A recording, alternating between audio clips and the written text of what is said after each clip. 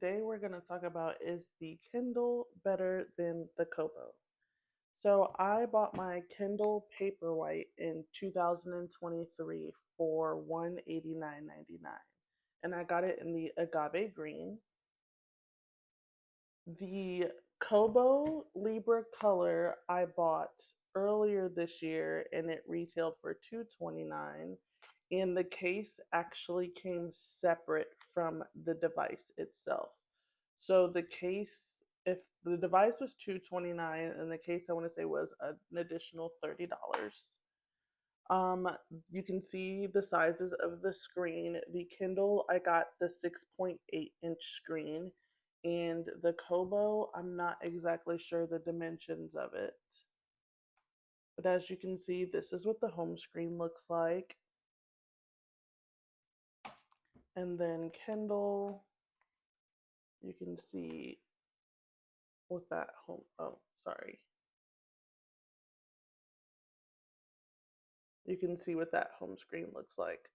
Um, the battery life of Kindles, if you already have one, they last a really long time. So usually I probably only have to charge the Kindle once a month. The Kobo, I have not let it fully charge yet, so I have had to put it on the charger, so I'm not exactly sure how long it would last without charging it. Um, the Kobo unlimited subscription, I think it's the Kobo Plus, is $7.99, whereas I believe Kindle Unlimited is $11.99 or $12.99.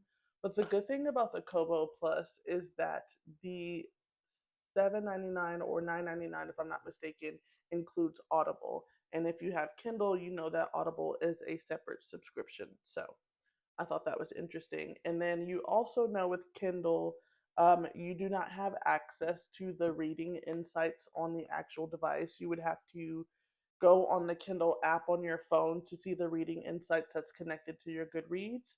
Whereas Kobo, you don't have to do that. You can go to your activity and it will tell you how many, if you go to your settings, and if you see activity right here, it'll tell you how many books, the average read time, pages, and things like that. So I think that's really cool without having to actually click out of it or use another app. I have not used Goodreads with the Kobo. I feel like it's not really needed to really track my progress, and it'll tell you about the percentage of the books that you have read also. And then, like I said, I got the color version, so you can see the books in color.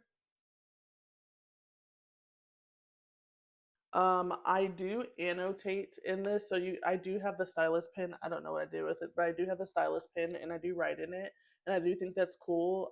While I personally do not annotate my physical books, I like being able to annotate the digital ones. Again, it's the same. Once you download it, you have access to it without internet. So, of course, through the airport, at work, or things like that, you can take this with you to go. As far as which one is better, I bought this again in February, and I have only been using it since then. It is a little bit harder to have access to different types of works on Kobo than it is Kindle Unlimited.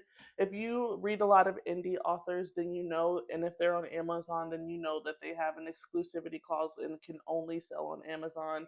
So you're not really probably going to find their works on Kobo. Now, if you are an indie author, apparently Kobo has a better royalty rate than Amazon, and they do not have an exclusivity clause. So if you are an indie author and interested in publishing your own books or your own works, I highly recommend looking up Kobo before you automatically sign with Amazon and weigh the pros and cons. I would love to see more indie authors available on Kobo. I have had the pleasure of connecting with a few online and reading some of their works, and I hope Kobo gets more awareness.